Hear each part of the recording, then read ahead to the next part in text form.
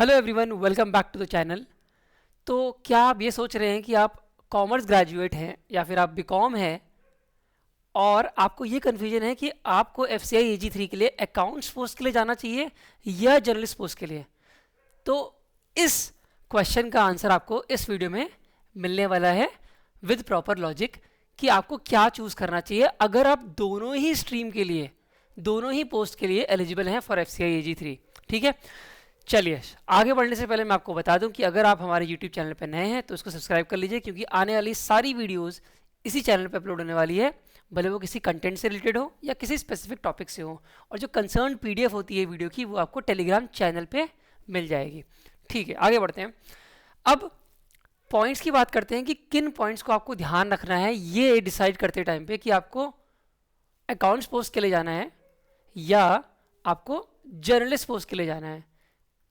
कौन से फैक्टर्स होंगे जो ये इम्पैक्ट करेंगे आपका डिसीजन। ठीक है, तो पहली चीज़ है कंपटीशन लेवल। अब कंपटीशन लेवल आप लॉजिकली समझिए, मैथमेटिकली समझिए कि कैसे अकाउंट्स लेवल में आपका कंपटीशन लेवल कम होगा as compare to journalist level. ठीक है, लॉजिक से बात करते हैं। सपोज छोड़िए, आप पिछले बार का जो रिक्रूटमेंट हुआ था, एग्जैक्ट फिगर में बात कर लेते हैं। जो अराउंड वैकेंसीज थी जर्नलिस्ट पोस्ट के लिए वो 800 थी, बट इसके लिए जो एलिजिबिलिटी क्राइटेरिया था वो क्या था? Any graduate. क्या था? Any graduate. अब इस एनी ग्रेजुएट में आपका बीकॉम भी है, BA भी है, BBA भी है, BSc भी है, BCA भी है, BTech भी है। तो तमाम सारे के सारे ग्रेजुएट्स इसको एलिजिबल हैं भरने के लिए। और उसी लास्ट रिक्रूटमेंट में जो अकाउंट्स पोस्ट की वैकेंसी थी वो 400 थी, अराउंड 400 थी। तो आप देख रहे हैं कि 50% कम थी एग्जैक्ट। ठीक है, लगभग 50% कम थी। तो आप कहेंगे सर ये तो वैकेंसी कम है अकाउंट्स पोस्ट में, तो कंपटीशन लेवल कम कैसे हो गया अकाउंट्स पोस्ट में? मैं आपको बताता हूँ। देखिए, माना सीट 50% कम है, लेकिन जो यहाँ पे चाहिए डिग्रीज वो बहुत सारी हैं। लेकिन जो 400 पोस्ट के लिए चाहिए, एग्जैक्ट 50% का जो डिग्रीज हुआ है उसके लिए जो डिग्री चाहिए वो सिर्फ बीकॉम है। तो इसका मतलब है, बात समझिएगा, इसका मतलब है अगर 2 लाख लोगों ने, ठीक है, जर्नलिस्ट पोस्ट के लिए फॉर्म भरा होगा, तो मैथमेटिकली जो अकाउंट्स पोस्ट के लिए फॉर्म भरा होगा वो 50% से कम लोगों ने भरा होगा, क्योंकि यहाँ पे डिग्रीज बहुत सारी अलाउड थी जर्नलिस्ट पोस्ट के लिए। तो इसका मतलब है अराउंड 80,000 बोल सकते हैं आप, या आप और भी कम कर सकते हैं, 50,000। इतने लोगों ने ही अकाउंट्स पोस्ट के लिए फॉर्म भरा होगा। मतलब जो वैकेंसी का नंबर है वो 50% से डिक्रीज हो रहा है, लेकिन जो नंबर ऑफ एप्लीकेंट्स हैं वो 50% से ज़्यादा डिक्रीज हो रहे हैं। तो आपने प्रोबेबिलिटी पढ़ी है ना बचपन में। प्रोबेबिलिटी क्या होता है? जो डिज़ायर्ड आपका आउटकम है वो, जैसे फॉर एग्जांपल मैं आपको एग्जांपल देता हूँ। मान लीजिए इस बार जो वैकेंसी है वो 1000 है जर्नलिस्ट पोस्ट के लिए, ठीक है, फॉर एग्जांपल। और जो अकाउंट्स पोस्ट के लिए है, ये एग्जांपल है सिर्फ, एग्जैक्ट नहीं है, वो 500 है, 50% का डिक्रीज है। अब मान लेते हैं कि इस बार 2 लाख लोग, अब हम प्रोबेबिलिटी निकाल रहे हैं, ठीक है, कि किस में आपकी ज़्यादा प्रोबेबिलिटी है सेलेक्ट होने की मैथमेटिकली। तो प्रोबेबिलिटी आपने बचपन में पढ़ी होगी कि जो नंबर ऑफ डिजायर्ड आउटकम है वो ऊपर रहता है न्यूमरेटर में, और जो टोटल सैंपल स्पेस है, टोटल जो आउटकम है वो डिनोमिनेटर में रहता है। अब हमारे पास जो डिजायर्ड आउटकम है जर्नलिस्ट पोस्ट के लिए वो 1000 पोस्ट का है। इन 1000 में से आपको सेलेक्ट होना है for journalist post. Total number of candidates कितने हैं मान लेते हैं, सेम नंबर मान लेते हैं, 2 लाख लोग।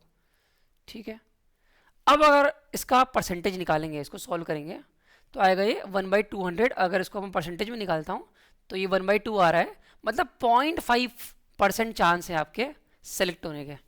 ठीक है, 0.5 प्रोबेबिलिटी है आपके सेलेक्ट होने की परसेंटेज फॉर्म में। ठीक है, आप एग्जाम क्रैक कर सकते हैं, इसके चांसेस क्या है? 0.5% है। ठीक, इसी प्रोबेबिलिटी को हम निकालते हैं अकाउंट्स पोस्ट के लिए, keeping in mind all the factors. अब जैसा कि आपको पता है कि यहाँ पे जो हमारी सीट्स हैं वो 1000 से कितनी है, मान लेते हैं 500, 50% का डिक्रीज है। ठीक है, अब लेकिन जो नंबर ऑफ एप्लीकेंट्स है वो 1 लाख नहीं होंगे, वो 1 लाख से भी कम हो जाएंगे, क्योंकि डिग्री चाहिए सिर्फ एक बीकॉम। तो इसके कंपैरिजन में कम बच्चे होंगे, और 1 लाख से भी कम होंगे, मान लेते हैं 80,000 है। ठीक है, या हम 50,000 भी मान सकते हैं। मैं दोनों का एग्जाम्पल लेके बता देता हूँ आपको। 500 में आपको सेलेक्ट होना है आउट ऑफ 50,000 या फिर 80,000। अगर आप 80,000 लेंगे तो उसकी प्रोबेबिलिटी अप्रॉक्सीमेटली आएगी, आप सॉल्व करके देख लीजिएगा, और मल्टीप्लाइड बाय 100 करेंगे तो 0.65 समथिंग आएगी। तो देखिए प्रोबेबिलिटी बढ़ गई है। पहले प्रोबेबिलिटी आपकी सेलेक्ट होने की थी 0.5, अब है 0.65। अगर 50,000 लोगों ने फॉर्म भरा तो आपकी प्रोबेबिलिटी यहाँ पे एग्जैक्ट आ जाएगी 1%। तो ये और बढ़ गई। इसका मतलब है मैथमेटिकली और लॉजिकली आपके चांसेस ज़्यादा सेलेक्ट होने के किस में है, आप खुद बताइए। अब अकाउंट्स पोस्ट में है अगर आपको अकाउंट्स की नॉलेज है, या फिर आप बीकॉम है या आप कॉमर्स ग्रेजुएट हैं, तो मतलब आप बीकॉम है सिंपली एफसीआई के लिए, तो ही आपके लिए एडवांटेज है। ठीक है, बात समझ में है कि क्यों मैथमेटिकल एडवांटेज है। अब समझिए सेकंड पॉइंट नॉलेज लेवल के हिसाब से। आप अगर कॉमर्स ग्रेजुएट हैं तो आपको कॉमर्स के सब्जेक्ट्स की नॉलेज ज़्यादा होगी, उसमें ज़्यादा कंफर्टेबल होंगे। लेकिन जर्नलिस्ट पोस्ट में कॉमर्स के सब्जेक्ट कोई नहीं पूछे जाएंगे, जनरल नॉलेज के क्वेश्चन आएंगे, साइंस, हिस्ट्री, ज्योग्राफी, पॉलिटी, ये सब पूछे जाएंगे पेपर 1 में, फेस 1 के। ठीक है, उसमें पेपर 1 ही होता है, और पेपर जो फेस 2 का पेपर होता है उसमें भी यही सब्जेक्ट्स पूछे जाएंगे। इसमें तो सारे के सारे ग्रेजुएट्स आपसे आगे ही होंगे, जो बीए वाले हैं, बीएससी वाले हैं, जिनका है ही सब्जेक्ट्स ये। जो आर्ट्स वाले हैं, सोशल साइंस वाले हैं, वो तो कहीं ना कहीं आपसे आगे हैं इन सब्जेक्ट्स में।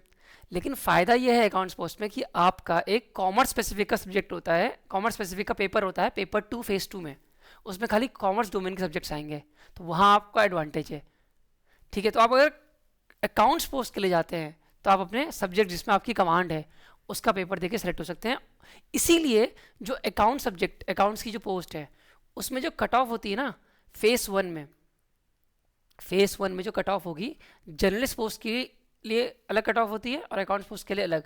अकाउंट्स पोस्ट में कंपैरेटिवली कम कंपटीशन होगा, क्योंकि ये अकाउंट्स वाले बंदे होते हैं, कॉमर्स वाले बंदे होते हैं, ये ज़्यादा कंफर्टेबल कॉमर्स वाले सब्जेक्ट्स में होते हैं, और फेस 1 में कॉमर्स के सब्जेक्ट नहीं आते हैं।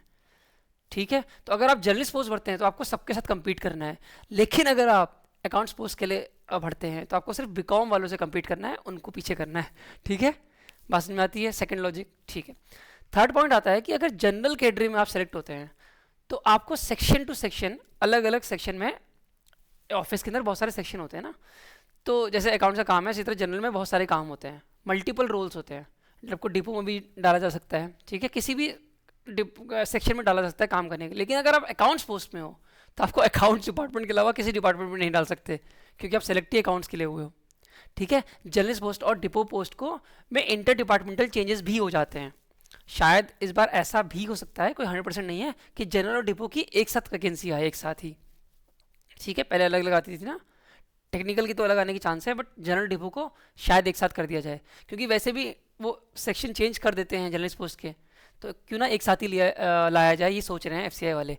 बट अकाउंट्स पोस्ट वाले का बढ़िया है, वो अकाउंट्स में ही रहेगा क्योंकि उसने अकाउंट्स में सिलेक्शन लिया है, तो यहाँ पे आपके लिए कम हेक्टिक होगा। कहाँ पे? अकाउंट्स पोस्ट में, और जर्नलिस्ट पोस्ट में ज़्यादा हेक्टिक होगा as compare to accounts post. ठीक है, और डिपो में आपकी ऑफिस टाइमिंग भी फिक्स नहीं होती है, लेकिन आप अगर अकाउंट्स पोस्ट में जाते हो असिस्टेंट अकाउंटेंट में, तो आपके लिए कम हेक्टिक है, फिर आपकी मल्टीपल रिस्पॉन्सिबिलिटीज़ नहीं है, आप अकाउंट्स का काम करोगे, जो टैली वगैरह, रजिस्टर वगैरह बनाने होते हैं। ठीक है, फोर्थ पॉइंट ये है कि अगर आप कॉमर्स ग्रेजुएट हो तो ऑब्वियस सी बात है आपको कॉमर्स में थोड़ा बहुत इंटरेस्ट तो होगा, और अगर आपको कॉमर्स अकाउंटेंट के काम करने में मज़ा आता है, जो भी आपने सीखा है थ्योरी बेस में उसको प्रैक्टिकली कैसे करना है ऑफिस में, ये आप सीख जाएंगे एक्चुअल में ऑफिस में जब आप काम करेंगे अकाउंटेंट का, वरना नहीं सीख पाएंगे। जो हमने जनरल एंट्री सीखी है, जो आपने जनरल एंट्री सीखी है बचपन में, उसको एक्चुअली में कैसे अप्लाई करना है, कैसे टैली को एक्चुअली में अप्लाई करना है, क्या रोल होता है, कैसे रजिस्टर बनते हैं, कैसे आप खुद से ऑडिट करेंगे अपना ही अकाउंट्स बुक, खुद भी तो चेक करेंगे ना, वेरीफाई करेंगे, सीएजी तो भेजेगा ऑडिटर, वो अलग चीज़ है, खुद भी तो आप चेक करेंगे, तो कैसे होता है, कैसे एक्चुअल में काम होता है ऑफिस में, वो आप सीख जाएंगे ऑफिस में बैठ के। ठीक है, तो अगर आपको ऑब्वियसली अगर आप इंजॉय करते हैं अकाउंट्स का काम, ठीक है, और आपको कॉमर्स सब्जेक्ट अच्छे लगते हैं, तो अकाउंट्स पोस्ट में आपको मज़ा आएगा काम करने में, क्योंकि जो रोल है मल्टीपल रोल्स वो नहीं मिलेंगे आपको, सिर्फ अकाउंटेंट का रोल ही मिलता है। ठीक है, तो ये सारे पॉइंट्स पे ध्यान रखते हुए हर तरफ से ये कंक्लूजन निकल सकता है, या आप निकाल सकते हैं कि अगर आप एलिजिबल हैं। देखिए पहली बात तो एलिजिबिलिटी ही इतनी टफ है, बीकॉम होना चाहिए आपको, इवन बीबीए वाले भी नहीं पढ़ सकते, जबकि बीबीए वाले भी कॉमर्स ग्रेजुएट होते हैं, बट वो भी नहीं पढ़ सकते। तो इसीलिए मैं आपको बोला था कंपटीशन ऑटोमेटिकली आधा कम तो स्टार्टिंग में ही हो जाता है, क्योंकि एलिजिबिलिटी इतनी टफ है, खाली बीकॉम रखा गया है। ठीक है, अब अगर आप एमबीए हैं तो आप AG2 के लिए जा सकते हैं अकाउंट्स पोस्ट के लिए, तो आप AG3 के लिए जा रहे हैं चाहे AG2 के लिए, अकाउंट्स पोस्ट में अगर आप एलिजिबल हैं तो आपके लिए ज़्यादा बेनिफिट है, अगर आप दोनों में एलिजिबल हैं तो। ठीक है, बात समझ आती है। चलिए फिर बस आज के लिए इतना ही, अब मिलेंगे नेक्स्ट वीडियो में, किसी और टॉपिक में बात करेंगे। कोई भी आपकी डाउट्स हैं तो आप कमेंट सेक्शन में मुझे बता सकते हैं, उसी में मैं आपको आंसर कर दूंगा। चलिए फिर मिलते हैं नेक्स्ट वीडियो में, तब तक के लिए tata bye bye, thank you everyone.